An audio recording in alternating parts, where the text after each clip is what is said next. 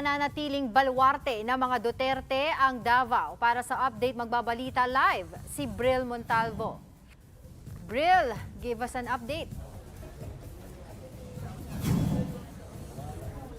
Angela, 100% na nga ang transmission ng mga boto dito sa nasa 1,173 na polling precinct sa Davao City kung saan namayagpag ang mga kandidato ng hugpong sa taong lungsod na pinamumunuan ng pamilya Duterte.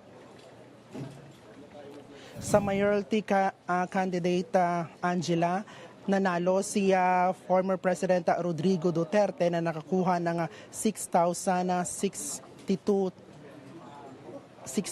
votes kontra kay Carlo Alexi Nograles na nakakuha ng 80,852 votes. Samantalang pagka-Vice Mayor naman ay panalo si Baste Duterte na nakakuha ng 651,356 votes kontra kay Bernie Alag na nakakuha ng 78,893 votes.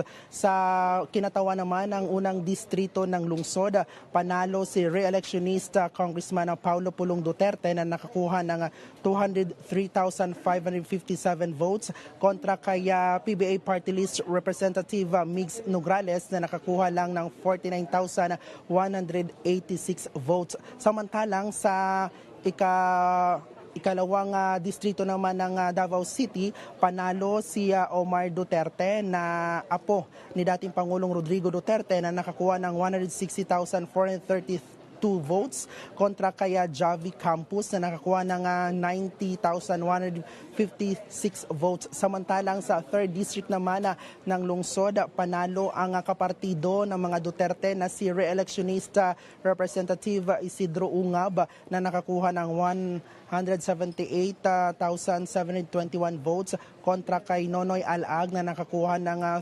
30,687 votes. Angela, alam mo, huling nagtuos ang pamilya Duterte at pamilya Nograles dito nga sa Davao City noong 2010. Matapos ang 15 taon ay muli na namang nagtuos dito sa politika ng lungsod ang mga Duterte at Nograles. Angela.